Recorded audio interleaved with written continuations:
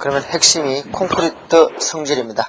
자, 첫 번째 나오는 것이 워크빌인데요. 조금 전에도 말씀드렸다시피 워크라는 말과 어빌리티라는 말의 합성어다 생각하시면 됩니다. 워크빌리티, 워커, 일, 어빌리티, 능력. 그러니까 일하기 쉬운 정도 이렇게 생각하시면 됩니다. 그러니까 일하기 쉬우려면 제가 조금 전에 뭐 했습니까? 물, 시멘트, 비, 즉 물의 양이 많아야 된다 했죠. 그죠? 그러니까 물의 양이 많으면 어떻게 됩니까? 반죽이 질다 이렇게 되죠. 그죠? 그렇기 때문에 정의를 보시면요. 반죽 질기에 따른 작업의 난이도, 즉 일하기 쉬운 정도 및 재료의 분리에 저항하는 정도를 나타내는 굳지 않은 콘크리트 성질. 자, 지금은 뭐 다 굳지 않은 콘크리트 성질이고요. 자, 이것을 바로 워크빌리티라고요. 용어 뜻을 알아야 되는데요. 측정 방법에는 여러 가지가 있습니다. 첫 번째 나오는 것이 슬럼프 시험인데요. 슬럼프 시험은 여러분들 뭐 일반적으로 상식적으로 많이 알고 있는데요. 자, 윗지름이 10cm, 아랫지름이 20cm, 높이가 30cm인 콘을 사용해가지고 자, 3층으로 나눠서 각 층이 25에 총 75회를 다집니다. 다져서 이 슬럼프를 비꼈을 때 콘크리트가 허물어지는 높이, 즉 총 30cm에서 만약 남았는 센치가 25cm다면은 5cm가 허물어질 거죠. 그죠? 그 허물어진 높이를 슬럼프 값이라고 합니다. 이거는 뭐 상식적인 이야기니까 좀 아실 거고요. 일반적으로 뭐 총 작업 시간은 150초, 그 다음에 뭐 슬럼프를, 콘을 비끼는 시간은 뭐 5초 이렇게 하는데 그런 것까지는 필요 없고 여러분들 슬럼프 시험이라는 거 외우고요. 그 다음에 콘 사이즈는 시험에 출제되는 것이니까 좀 그림을 보고 암기해 주셨으면 좋겠고요. 그 다음에 상층 25에 다진다. 그리고 슬럼프 값은 허물어지는 높이다. 총 30cm에서 몇 cm 허물어진다 이거죠. 그 다음에 플로우 시험은요, 흐름 시험이라기도 합니다. 이거는 뭐냐면은 흐름판 위에 콘 모양의 콘크리트를 놓고 나서 낙하를 시킵니다. 쿵쿵 낙하시키면 이것이 점점 퍼지겠죠. 그죠? 퍼지는데 이것이 어느 만큼 퍼지느냐, 그거를 나타내는 것이 흐름 시험이고요. 그 다음에 BB 시험인데 이것은 지금의 시방서의 명칭은 진동대에 의한 반죽 질기 시험입니다. 이것은 뭐냐면은 콘 안에다가 슬럼프 콘의 시험에서 콘크리트를 채우고 나서 위에 투명 원판을 올립니다. 투명 원판을 올리고 나서 이 콘크리트를 넣는 콘을 원기둥을 1mm 정도의 높낮이로 진동을 준다는 거죠. 진동을 주면 어떻게 됩니까? 이 콘크리트가 튀어서 위에 투명 원판에 붙겠죠. 그죠? 그 붙는 시간을 초 단위로 재는 것인데 그것을 몇 초에 따라서 값을 잃는 것입니다. 근데 이거는 뭐 내용까지는 필요 없고 어쨌든 간에 여러분들은 알아야 할 것은 진동대에 의한 반죽줄기 시험이 있다. 뭐 원래 명칭은 진동대에 의한 컨시스턴시 시험인데 컨시스턴시가 반죽줄기니까 같은 말이고요. 그 다음에 캐리볼 간입 시험은 뭐냐 하면은 이 캐리볼이라는 반구 모양으로 되는데요. 이것은 무게가 14kg입니다. 뭐 13.6kg이라는 내용도 있는데 이것은 단위 한산 때문에 그러고요. 이것을 콘크리트 위에 놓았을 때 간입되는 깊이를 0.5cm 단위로 잃는 것입니다.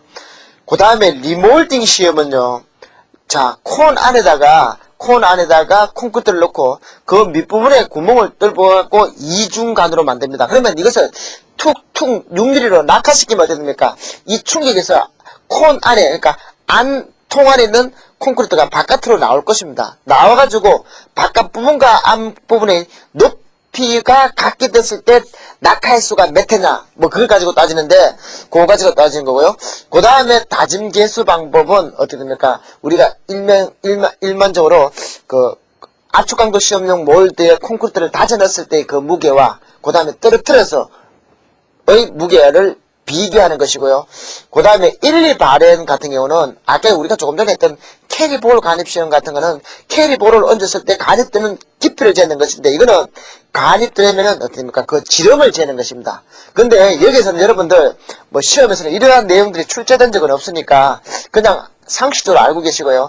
그 다음에 여러분들은 외워야 할 것은 뭐냐면 조금 전에 했던 슬럼프 시험은 반드시 알아야 되고요. 그 다음에 그 위에 측정 방법의 종류를 쓰는 것만 나오기 때문에 내용의 상세한 내용들은 필요 없고 그 시험의 종류들만 암기하시면 될 것 같습니다. 그 다음에 영양인자인데요. 아무래도 조금 전에 어떻게 됩니까? 워크빌리티가 졸라면 어떻게 됩니까? 단위 수량, 물의 양이 많아야 될 거고요. 그 다음에 단위 시멘트량, 이것은 뭡니까? 시멘트가 양이 많으면 골고루 잘 섞이겠죠. 그죠? 그 다음에 골재의 입도와 형성. 이것은 뭡니까? 형성. 아무도 골재가, 굵은 골재가 있다면은 이것이 뭐가 나왔으면 어떻게 됩니까? 잘 굴러 다니지 않을 거니까 워크빌리티가 나쁘고, 둥근 것은 워크빌리티가 좋겠죠. 그죠? 그 다음에 혼합 시간은 너무 길어도 안 되고, 너무 짧아도 안 되겠죠. 너무 길어지면 나중에 어떻게 됩니까? 굳어져 버리니까요. 그 다음에 비빔 시간은 그렇죠. 너무 오래 비비면은, 호박 재료였죠. 조금 전에. 혼합 재료는 어떻게 됩니까?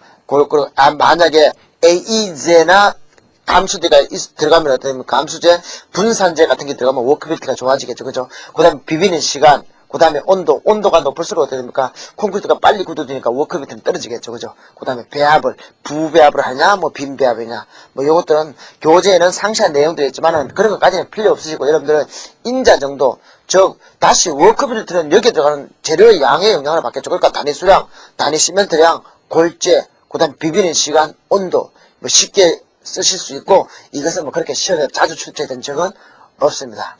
자, 그 다음에 블리딩인데요. 블리딩은 조금 전에 말씀드렸다시피 뭡니까? 콘크리트를 비고 나서 콘크리트가 일반적으로 자갈이나 굵은 골재 같은 것이 침하가 되면 어떻습니까? 물이 위로 올라오는 현상. 뭐 다른 내용들은 다 필요없고요. 물이 콘크리트 표면으로 위로 올라오는 현상을 블리딩 현상이라 한다. 이렇게 생각하시면 되죠. 자, 그럼 어떻게 됩니까? 블리딩은 양은 결론적으로 물이 올라오니까 어떻게 됩니까? 여기에 대한 대책으로는 단위 수량을 적게 한다. 그죠? 그 다음에 단위 시멘트를 많이 쓴다. 왜? 단위 시멘트 양이 많으면 어떻게 됩니까? 물을 아무래도 흡수할 거니까. 그죠? 그 다음에 분말도가 큰 시멘트. 왜? 발열 반응이 날 때 발열량이 수화열이 많이 나기 때문에 아무래도 유리하겠죠. 그 다음에 AE제를 사용한다. AE제나 분산제를 사용하면 어떻게 됩니까? 아무래도 뭡니까? 단위 수량을 적게 써도 되죠. 그죠? 왜? 워크빌리티가 좋아지니까. 그죠? 그러니까 이런 것들을 좀 생각할 수 있고요.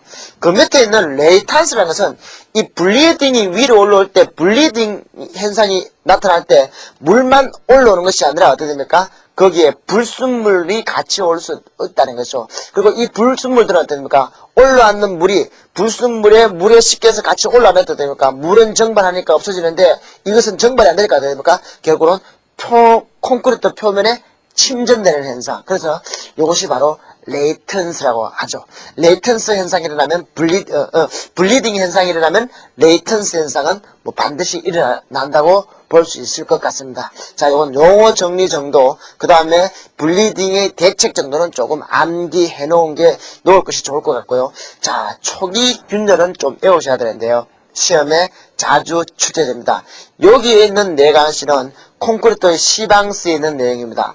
첫 번째가 치마균열, 플라스틱 수축균열, 거푸집 변형 영향균열, 온도균열 이렇게가 있는데요. 자, 요 네 가지는 콘크리트 시방스에 있는 것이니까 그대로 외우면 좋을 거고요. 치마균열은 뭐냐 이렇게 생각하시면 됩니다. 우리가 자 철근이 이렇게 쓰면은 철근이 위에 있는 콘크리트는 잘 밑으로 깔아앉지 않겠는데 어떻게 됩니까? 철근이 없는 쪽의 콘크리트는 많이 치마가 되겠죠. 그죠?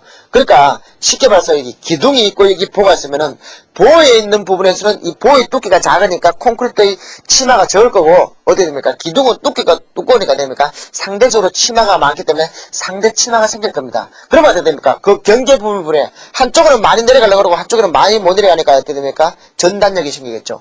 이러한 전단력 때문에 생기는 균열이 바로 침하균열이고요. 그 다음에 플라스틱 수축균열, 즉 수축균열이라는 말도 쓰는데 플라스틱이 어차피 소성이라는 말이니까요. 이것은 뭐냐 하면은 콘크리트 표면에서의 물의 증발 속도가 블리딩 속도보다 빠른 경우, 즉 블리딩에 의해서 물이 계속 위로 올라오는 속도보다 콘크리트 표면이 증발되는 속도가 빠르면 어떻게 됩니까? 콘크리트 표면은 굳어 있고 콘크리트 속은 어떻게 됩니까? 섭연 상태가 있으니까 어떻게 됩니까? 콘크리트 표면은 굳어 있으니까, 건조되어 있으니까 수축이 생겨가고 밑에 거는 빨리 수축이 안 되니까 어떻게 됩니까? 소균열, 신라가 같은 균열이 생길 것인데 이것이 바로 플라스틱 수축균열이라는 거죠. 그 다음에 거푸집 변형에 의한 균열은 이것입니다. 거푸집 안에다가 콘크리트 쳐놓고 여기다가 충격을 주면 어떻게 됩니까? 아무래도 균열이 생기겠죠. 그죠? 그게 바로 거푸집 변형에 의한 균열이고요. 온도균열은 온도가 갑자기 변하면 어떻게 됩니까? 빨리 굳어버리니까 바로 균열이 생길 겁니다. 요거는 조금 시험이 자주 쉽게 해가지고 외우시고요. 그 다음에 반죽 줄기는 말 그대로입니다. 단위 수량의 양에 따라서 반죽이 되고 진 정도를 나타내는 것이 반죽질이기 때문에 상식적으로 생각하시고요. 그 다음에 성형성은 플라스틱서티니까 뭡니까? 이것은 거푸집에 쉽게 다져 넣을 수도 있고, 자, 거푸집에 쉽게 다져 넣을 수 있고, 만약 거푸집을 제거하면은 허물어지지 않고, 그러니까 변형을 하긴 하나 와르르 허물어지지 않는, 굳지 않은 콘크리트의 성질을 플라스틱스티, 성형성이라 합니다. 이거는 뭐 성형성은 용어 뜻 생각하시면 쉽게 이해하실 수 있고요. 자, 그 다음에 나오는 것이 피니시어빌리티. 자, 피니시 마무리죠. 어빌리티 능력이죠. 그죠? 그러니까 결론적으로 뭡니까? 마무리하기 쉬운 정도, 이렇게 생각하시면 되죠. 마무리 하려면 어떻게 됩니까? 아무래도 표면을 매끈하게 하려면 어떻게 됩니까? 굵은 골재 최대 치수가 작아야 되겠죠. 굵은 골재가 많으면 아무래도 울퉁불퉁할 거니까, 그죠? 그 다음에 잔골재율. 잔골재율은 뭐냐면은, 굵은 골재와 잔골재의 부피분의, 최적분의 잔골재의 부피입니다. 그러니까, 총 부피의 골재 양분의 잔골재 양인데, 무게비가 아니라 부피비라는 거죠. 우리가 조금 전에 했던 물시멘트비는 무게비입니다. 조금 전에 다시 나오겠지만은, 이것은 최적비다, 즉 부피비다는 것 좀 알으시고요. 그 다음에 잔골재, 입도, 반죽질기에 따라 마무리하기 쉬운 점, 다른 말들은 다 필요없고요. 마무리하기 쉬운 정도, 피니셔빌리티, 이것만 아시면 될 겁니다. 자, 그 다음에 나오는 것이 뭐 콘크리트의 강도 특성 중에서도요. 앞에 내용들은 한번 보시고요. 특히 거기서 재령의 역량에 있어서 1회 채취시는 재령 28일의 강도가 85% 이상이 나와야 되고요. 3회 이상 채취에는 100% 이상 나야 된다는 거, 그거 상식적으로 좀 해 주십시오. 그건 나중에 뭐, 레미콘에서 다시, 레디미스터 콘크리트에서 다시 설명드리기로 하고요. 여기서는 우선, 비표면적의, 비파괴 시험에 의한 강도 측정. 즉, 파괴시키지 않고, 콘크리트의 압축 강도를 측정하는 방법입니다. 이거는 가끔 시험에 나오니까 반드시 해야 되는데요. 첫 번째 나오는 것이 슈미터 해머입니다. 슈미터 해머. 자, 이거는 콘크리트의 이 리바운드량, 반발 경도에 의해서 압축 강도를 추정하는 것인데요. 자, 이거는 그렇고 그 정도만 알게 됩니다. 이거는 뭐 슈미터 해머라는 기계가 있는데 그것에 의해서 채취하는 것인데, 과거에는 이제 수동식, 이것을 누르면은 이 스프링 장치에서 튀어가지고 됩니까? 아무래도 우리가 이렇게 생각합니다. 공을 벽에 채울 때 단단한 벽에 튀우면은 리바운드량이 많고 어떻게 됩니까? 스펀지 같은 벽에 채우면 어떻게 됩니까? 리바운딩이 적죠. 그 원리를 이용해서 하는 것인데, 어쨌든 간에 슈미터 해머라는 것은 기계 이름입니다. 그러니까 반발 경도에서 하는 거고요. 그 다음에 초음파. 이거는 콘크리트에 초음파를 쏴서 이 초음파의 속도에 따라서 콘크리트의 강도를 추정하는 방법이 되겠고요.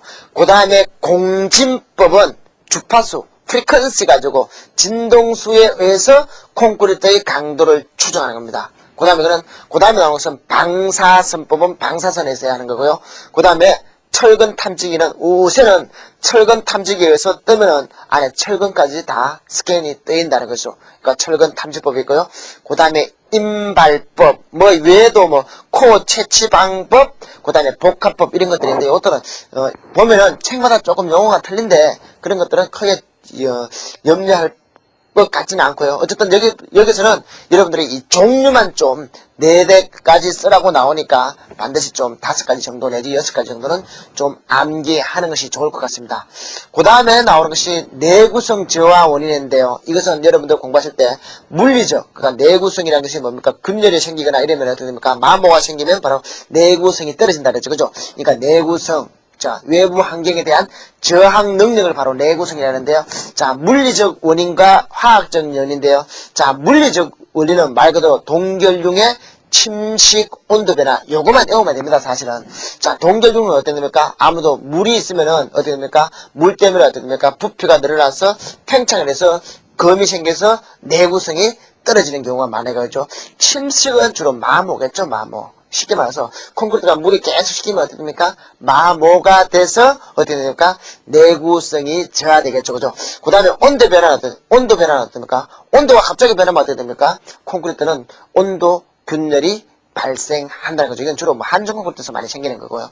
그 다음에 거기에 비해서 화학적 원인은요, 염해, 그러니까 염분 때문에 그렇다는 거죠. 쉽게 말해서 중성화, 사실은 중성화는 하지만 중성화는 아니고 강알칼리에서 약알칼리성으로 바뀌는 겁니다. 그러니까 콘크리트가 알칼리 성질인데 알칼리 성질에서 약알칼리로 변한다는 거고요. 그 다음에 알칼리 골재 반응은 요 세 가지가 있다는 것을 생각하시면 되고요. 여기서 특히 염해하고 중성하는 용어들까지 외우셔야 됩니다.